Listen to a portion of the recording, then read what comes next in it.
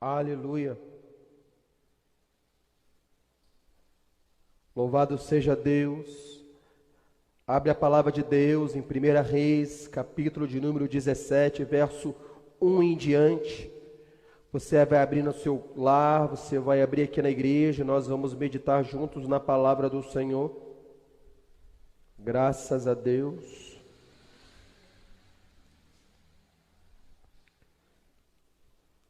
Diz assim a palavra de Deus, 1 Reis, capítulo 17, 1. Um profeta chamado Elias, de Tisbe, da região de Gileade, disse ao rei Acabe: em nome do Senhor, o Deus vivo de Israel, de quem eu sou servo, digo ao Senhor, que não vai cair orvalho, nem chuva durante os próximos anos, a saber, 3 anos, até que diga para cair orvalho e chuva novamente. Então o Senhor Deus disse a Elias: vai daqui, vai para o leste, esconda-se perto do riacho de Querite, ao leste do rio Jordão. Você terá água do riacho para beber, e eu mandarei que os corvos levem comida para você ali. Elias obedeceu a ordem do Senhor e foi, e ficou morando perto do riacho de Querite. Ele bebia a água do riacho, e os corvos vinham trazer pão e carne todas as manhãs e todas as tardes. Mas algum tempo depois, o riacho secou por falta de chuva. Amém? Feche seus olhos, vamos orar juntos. Pai, aqui está a Tua palavra, e nós estamos aqui com o coração aberto para ouvir aquilo que o Senhor quer ministrar no nosso coração. Fale conosco, nos endireite, nos impulsione, nos encoraje, para que possamos entender a Tua provisão e viver a potencialidade dos céus. Eu oro a Ti nessa noite, no nome de Cristo Jesus. Amém. Graças a Deus. Sente, meu irmão, sente, minha irmã. Só abaixar um pouquinho para mim. Está dando um eco aqui na bateria. Obrigado, Moisés. Então o profeta Elias chega, olha para o rei e fala assim: ó rei Acabe, as coisas não estão muito bem para o teu lado não.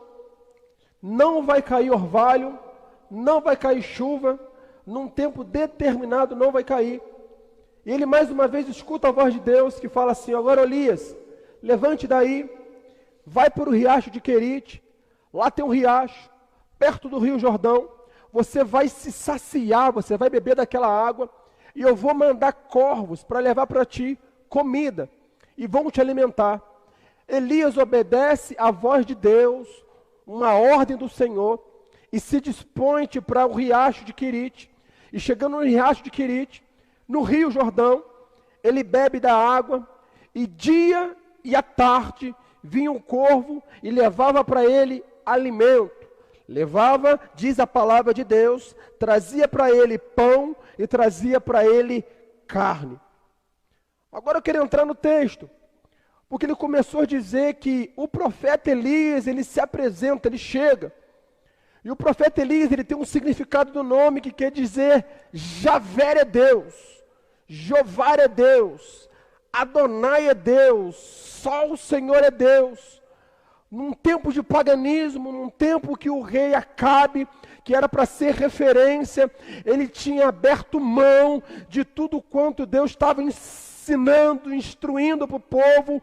Então, quando o rei é ruim, ele leva o reinado todo em declínio. Então, o rei era um cara que era pagão, o rei era um cara que não adorava o nosso Deus. Então, Elias, quando chega, ele começa a trazer a centralidade daquilo que Deus é. Olha, eu estou no meio do paganismo, eu estou no meio das pessoas que abriram mão daquilo que é certo para falar: o meu Deus continua sendo bom, o meu Deus continua sendo Deus. O profeta Elias agora ele se posiciona diante de adversidade, de todo mundo que estava contra as vontades deles, e começa a se posicionar. Olha, não vai cair orvalho, não vai cair chuva num tempo determinado por Deus.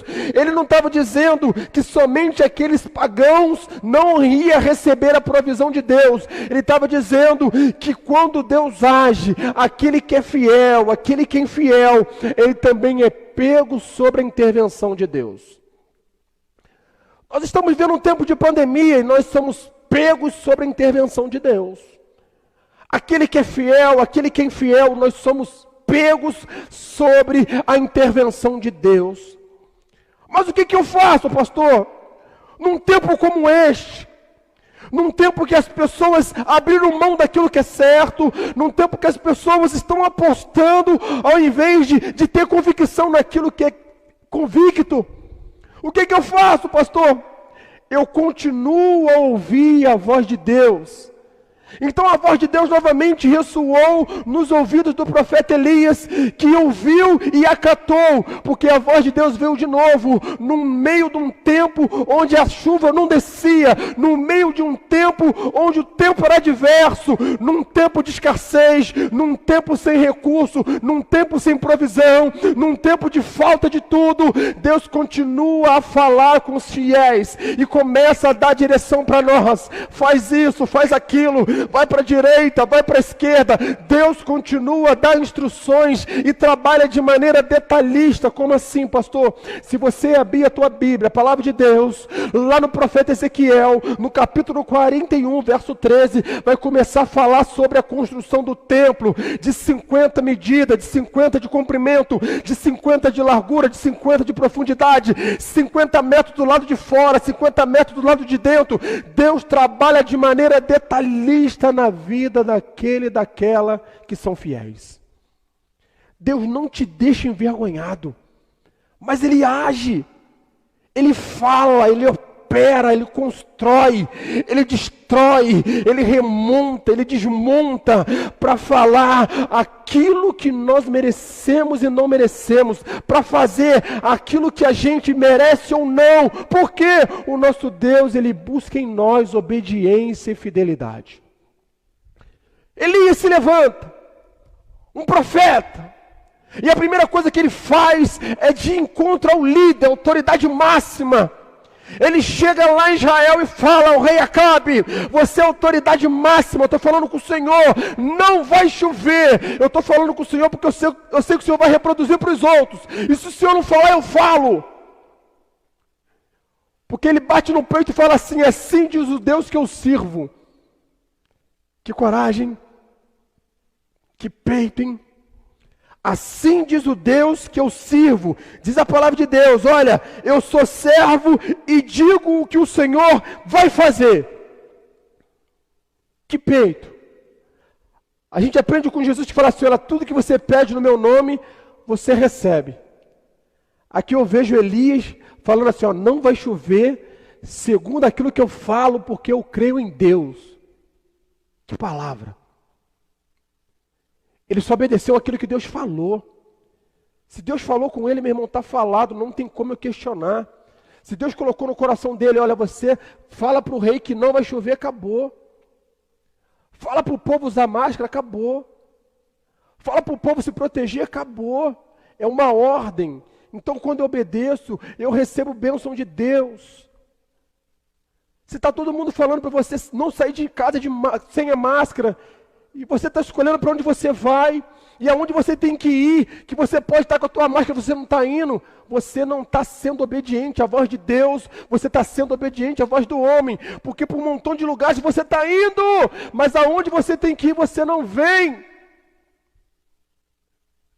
Aí o profeta vai dizer: olha, eu vou fazer segundo aquilo que Deus pediu para me fazer. Elias, vai lá para o riacho de Querite, vai para lá. Então eu entendo da palavra de Deus a respeito de emuná. Pastor, que palavra é essa bonita, emuná? Emuná traduzindo para nós uma palavra, de um termo hebraico que significa provisão. Vem uma ordem de Deus falando num tempo de escassez, mas também vem uma palavra de Deus que vai trazer a provisão. Eu estou no meio da pandemia, eu estou no meio de um tempo difícil de escassez, mas eu estou no meio de uma palavra de obediência que vai dizer a respeito de Emuná. Eu estou no meio de uma situação que está acontecendo para todo mundo, mas eu estou obedecendo uma palavra de Deus em obediência, que quer dizer Emuná. Num Deus que vai prover na vida da igreja, um Deus que vai prover na tua vida, meu irmão, num Deus que vai prover na tua casa por intermédio da obediência. Não tem como Deus prover na tua casa e você está em desobediência. Não tem como Deus prover na tua casa se você baixou a guarda. Não tem como. Deus vai agir na obediência. O emunar de Deus vai ser constante na tua vida. Elias, se levante, vai para lá, para o riacho de Querite. Lá tem água. E a água vai fazer com que você não morra de sede. Eu vou saciar você. Vai para lá, Elias, porque lá eu vou enviar corvos para poder saciar a tua fome. Vai para lá, Elias. Deus dá um decreto de escassez, mas também dá uma ordem de provisão, Emuná. E eu profetizo sobre a tua vida nessa noite. Eu não sei como você está passando nesse tempo de pandemia. Eu não sei se você foi mandado embora do trabalho. Eu não sei se você está em casa.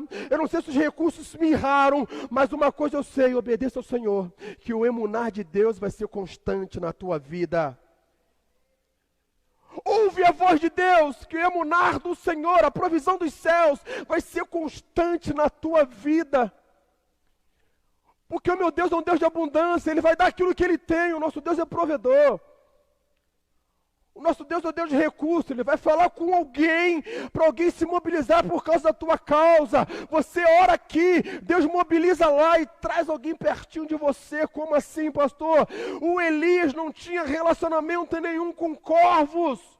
E Deus tinha a natureza de falar com todos. Falava com o homem, falava com os animais. E ali Ele deu uma ordem, porque Ele deu uma ordem para os mares se abriram. Ele deu uma ordem para os céus também ganharam forma. Deus deu uma ordem para a lua, para o sol, e as coisas vieram a acontecer. Deus deu uma ordem para o corvo, e o corvo foi alimentar Elias.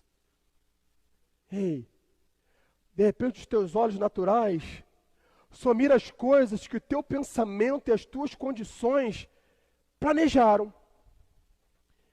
De repente a forma de você enxergar a provisão de Deus, o recurso de Deus, é tão limitado que você está batendo naquela porta, não está abrindo. Você está dizendo que Deus não está contigo.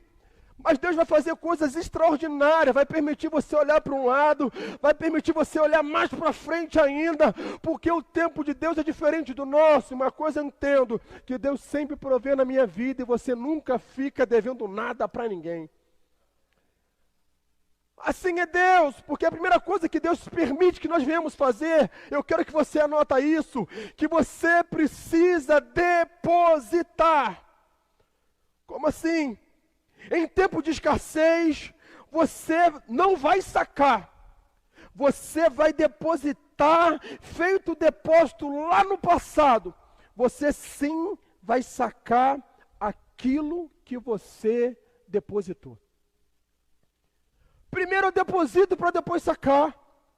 A primeira coisa que Elias fez, ele foi depositar.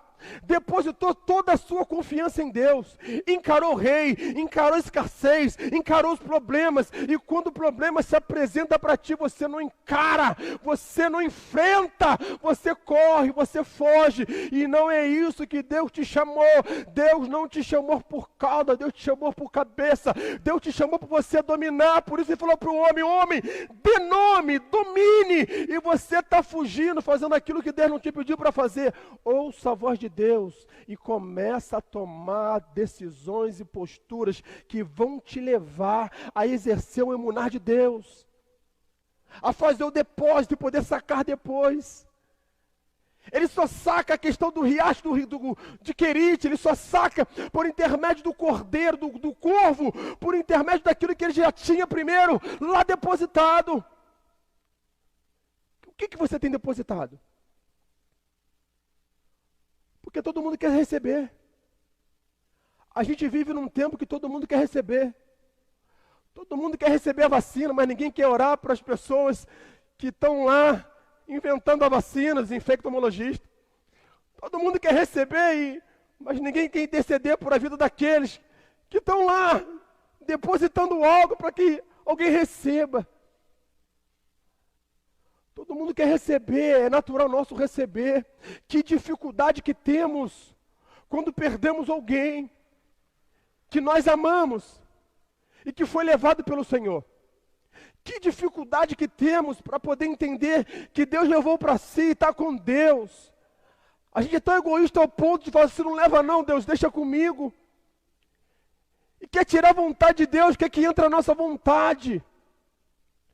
A gente com muita facilidade de lidar com o nascimento, uma criança nasceu, a gente pega, levanta, consagra a Deus, está certo nisso tudo. Mas que dificuldade a gente ter essa mesma gratidão quando alguém que a vida inteira caminhou com a fé, e a palavra de Deus vai dizer, ser fiel até a morte, dar-te-ei a coroa da vida. As pessoas são fiel até a morte, e no final das suas vidas Deus leva para si, e nós estamos chorando triste, e não queremos se desprender, desagarrar.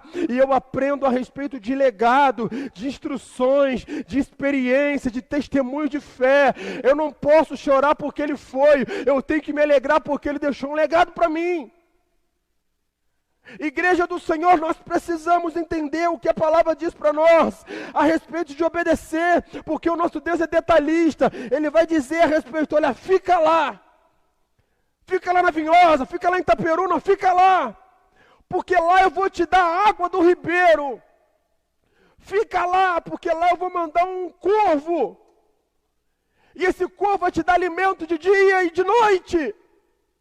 Você vai se alimentar 2 vezes no dia. Que privilégio você se alimentar 2 vezes no dia, num tempo que estava todo mundo de escassez de tudo. O profeta que obedece ao Senhor, ele é mercê de qualquer situação adversa. E o outro ponto que eu quero trabalhar nessa noite é a respeito do profeta, está lá, comendo, bebendo, tendo alimento diariamente, e sendo saciado, sendo fortalecido, ao ponto de Deus falar assim, olha, não quero somente te engordar, eu quero que você trabalhe. Tem gente na casa de Deus que está aqui, se alimenta, prega bem, fala bem, dá um estudo que é uma maravilha, mas Deus está falando assim, olha, acabou, fechou-se, acabou-se a água do riacho, o corvo já recebeu uma ordem para não vir mais, agora eu tenho que sair do comodismo, eu tenho que me levantar, e Deus novamente vai falar no coração, olha, você agora vai se despontar, se lançar, ir para Sarepta, lá terá uma mulher, que ela não tem muitos recursos não, mas ela vai te dar o de beber e de comer. Para tudo, chega, estava bom demais, enquanto que não tinha pandemia, enquanto que não tinha quarentena, estava bom demais, para tudo, agora chegou o momento de você se levantar, se dispor para Sarepta, e ir lá onde não tem recurso, tem pouca gente, tem pouquinhas pessoas, mas faminta pela presença de Deus, e quando você chega lá para partilhar daquilo que a pessoa tem, a pessoa vai depositar na tua vida, porque viu em você uma entrega genuína de alguém que vai crescer na vida dela. Sabia que as coisas são assim? Não fogem. Quando Elias chega lá, a mulher fala, eu não tenho muita coisa não. Eu tenho um pouquinho de farinha, um pouquinho de azeite. Eu estava pensando em fazer uma refeição para mim e para o meu filho, porque eu sou viúva.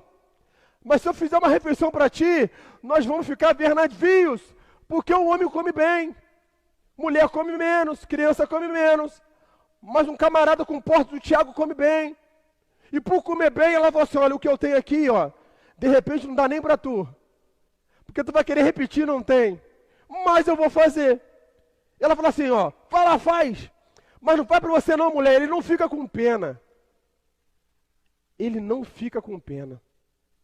Sabia que você fica com pena de exortar alguém por intermédio de uma ordem de Deus?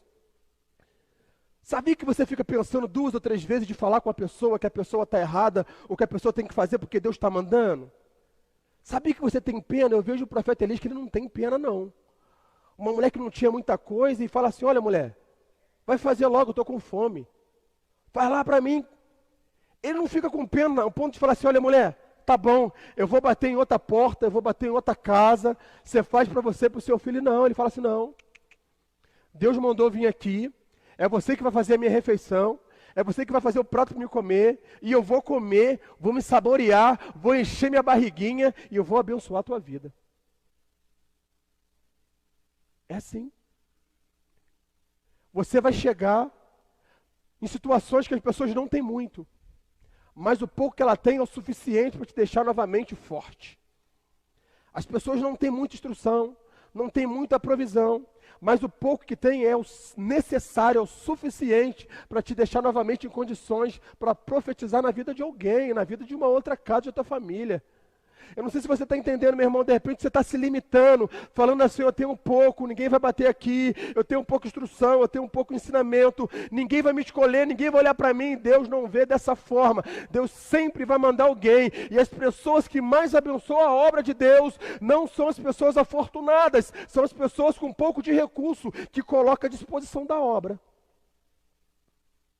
As pessoas mais generosas são as pessoas que têm pouco. O que você está dizendo, pastor? Ei, você não pode se limitar ao ponto. Olha, eu sou assalariado, eu sou empregador, eu ganho um salário mínimo, mas o pouco que você ganha é o suficiente para que Deus continue fazendo que a farinha e o azeite não pare de cair na sua mesa. A tua fidelidade com Deus é tamanha. Quando você vê um homem de Deus, alguém que obedece a Deus, falar contigo, se incentivar, não pare, não pare. Aquilo que você tenha de Deus, oferte, dê, liberadamente, porque aquele que dá com alegria, diz a palavra de Deus, que Deus é grato. O salmista disse, o que darei ao Senhor por todos os benefícios que Ele me agracia. Olha, gratidão a Deus não tem preço que pague. Quando nós somos gratos a Deus, meu irmão, Deus é o primeiro a enviar recursos, provisões para a minha vida. Então o que Elias estava fazendo? Ele estava aguçando a potencialidade daquela mulher. Mulher, você é viúva, mas tu tem um potencial danado, mulher. Você é viúva, mas tu consegue distribuir aquilo que você tem. Mulher, tu é viúva, mas tu consegue olhar para o outro, para o lado, para o necessitado. Mulher, você não tem muita coisa não, mas o pouquinho que você tem, você consegue dividir com o outro. Tem gente que tem muito, não consegue dividir, mas tem gente que tem pouco e consegue partilhar com muita gente. Como assim, pastor? Aquele menino não tinha muito, ele tinha 5 pães e 2 peixinhos e partilhou com muita gente. De repente você não tem muito, mas aquilo que você tem, você consegue também partilhar com muita gente. Pastor, mas se eu tirar do meu, vai fazer falta. Não, não pensa assim não, meu irmão. Pensa assim, eu vou tirar do meu porque eu sei que tem alguém que está precisando assim como eu estou precisando, e Deus vai saciar ele e vai me saciar também. E eu trago um exemplo meu. Eu lembro que eu estava em São Paulo, e eu estava com 20 reais, isso há 8 anos atrás. 20 reais era dinheiro, né? Tinha uma notinha só para ela, então era 20 reais eu tinha. E eu coloquei dentro assim, do meu paletó. E eu falei com a minha esposa, só, estou com 20 reais para a gente poder ir para casa, a gente pegar o ônibus, o metrô e vamos embora para casa. Aí a minha filha pequena, ela é muito grata a Deus, porque ela toda vida, ela fala assim, papai, me dá uma moeda, me dá uma nota que eu vou levar no altar de Deus, eu vou ofertar ao meu Senhor. Ela falava pouquinho, mas ela tinha essa predisposição de pegar uma nota e ver um momento de ofertório, e ela falar assim, ó. E eu tinha que dar uma nota para ela e ir. E naquela noite só tinha uns 20, eu fiquei quietinho. Eu falei, opa, filha, hoje não tem. Ela muito ligeira, fiou a mãozinha dela dentro do paletó, tirou os vintão que eu tinha e jogou lá no gasofilaço e voltou pulando. E eu olhei para minha esposa, eu falei assim, nós estamos no sal, nós estamos enrolados. E a minha filha, cheia de alegria dos céus, pegou o nosso vintão para ir embora para casa e colocou no altar de Deus. Eu falei, minha esposa, é os 20 para ir embora? Eu falei assim, só tinha ele. É os 20 para ir embora, a gente só tinha ele. E agora? E ele disse, agora nós vamos orar a Deus, né? E eu tenho canela, você tem, vamos embora. E nós ficamos, depois que acabou o culto, impetramos a bênção, tudo direitinho, nós ficamos na porta. E nós temos o hábito de cumprimentar os irmãos na hora de sair. A gente cumprimentava um, cumprimentava o outro, e viu um irmão abençoado, chegou para mim assim, pastor, eu vou botar no seu bolso o paletó, e colocou no meu bolso. E eu perguntei, mas isso é para quê? Para a igreja ou é para mim? Não, pastor, isso é para o senhor, toma aqui no bolso o seu paletó, e colocou no meu bolso. E eu falei assim, ó Deus, eu não sei quanto que tem não, mas eu estou feliz pra caramba, porque já sei que eu não vou a pé, eu vou de ônibus. Aí na hora que acabou aquilo tudo, eu botei a mão no bolso e falei, Deus, tá muito bom, porque tem o dinheiro do ônibus, tem o dinheiro da pizza, tem o dinheiro do lanche, dá pra gente até lanchar e ir embora pra casa. Mas essa questão do pouco que a gente coloca, a gente vai entender que Deus, Ele tem um olhar que enxerga tudo. E a gente é muito limitado. A gente é limitado por causa da nossa natureza. de fazer as coisas de acordo com a nossa perna, com as nossas disposições. Então a gente deixa de sonhar voos mais altos, porque fala assim, olha, eu só até aqui, eu não vou poder voar lá em cima porque eu não sou ave. Eu sou um passarinho que voa mais baixo. E Deus falando assim, ó, você nem tentou voar, chegar lá em cima. Só porque você não é a águia, você está se privando de voar. Só porque você não é um gavião, um falcão, você está se privando de voar, você nem tentou. Voe! Voe! Comece a se lançar e colocar diante de Deus. Comece a apresentar para Deus. Não se limita diante de Deus. O profeta chegou para aquela mulher que estava com o pensamento completamente limitado, falando assim, olha, eu não tenho muito não. Se eu te der, vai acabar. E o profeta estava aguçando ela, dizendo assim, mulher, a farinha da tua panela não vai acabar. Imagina. Aquela mulher começar a fazer conta. 1 ano, 2 anos, 3 anos. Eu não tenho dinheiro de 3 anos de farinha. Eu não tenho dinheiro de 3 anos de azeite. E o profeta fala assim, tu vai me dar, mas durante tempo determinado. Olha, não vai chover não. Mas a farinha e o azeite não vai acabar. Está falando com ela assim, olha, você vai ser promovido no seu trabalho. Está falando com ela assim, olha, tu pode pedir um aumento que teu patrão vai te dar. Está falando com ela assim, olha, pode ir lá, entregar o currículo que vão te chamar, pode ir lá. Pode ir lá bater no peito e falar assim, eu estou indo no nome do meu Senhor, pode ir lá. Porque quando ele fala que a farinha e o azeite não vai acabar, está dizendo, olha, não vai faltar o pão, Jesus, não vai faltar o azeite, que é o Espírito Santo, e você vai ser melhor do que ontem. Não vai faltar o alimento sólido na tua vida, que é o pão, Jesus, a farinha, mas também não vai faltar o azeite, que é o óleo da unção de Deus sobre a tua vida, para que você não saia da presença do Senhor, e a tua casa venha a ser completamente revestida de Deus. É o profeta que foi lá profetizar na vida dela. É o profeta que poderia escolher várias casas, mas ele ouviu a voz de Deus e parou na casa dela. É o profeta que ouviu um não que não tinha, mas não desistiu, não deu ouvido para a voz do homem e continuou convicto, permanecendo ouvindo a voz de Deus. É o profeta que entendeu, como nós lemos no Salmo 33, que vai dizer que as decisões do Senhor permanecem para sempre. A decisão de Deus foi, vai lá Elias, profetiza na casa daquela mulher, muda a história dele, muda a história daquele menino, muda a história daquela criança e faz com que o milagre seja constante na vida deles, porque quando o milagre acontece uma vez, ele abre portas para estar sempre acontecendo. É isso que acontece. Mas nessa noite eu quero orar pela tua vida. Eu quero orar pela tua história, porque é o momento de nós depositarmos para poder sacar depois. É o momento de você depositar a fé, depositar decisões. É o momento de você se posicionar e falar, Deus, eu quero viver o emuná dos céus. Eu quero que a minha igreja venha viver o emuná dos céus, eu quero. Eu olho para um lado, eu olho para o outro e começo a olhar, Deus, o que está faltando na minha igreja, que o Senhor pode dar para nós.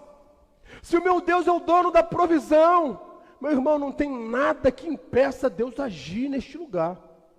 Não tem. Eu olho para um lado, olho para o outro e digo, Deus, os ar-condicionados o Senhor pode dar. Claro que pode.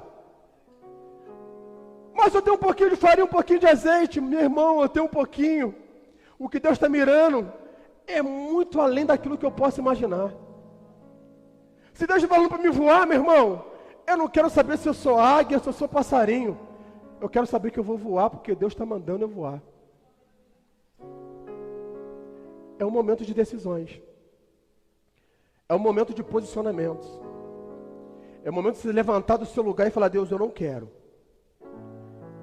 Eu sei que a tua palavra é verdadeira, eu sei que é, eu sei.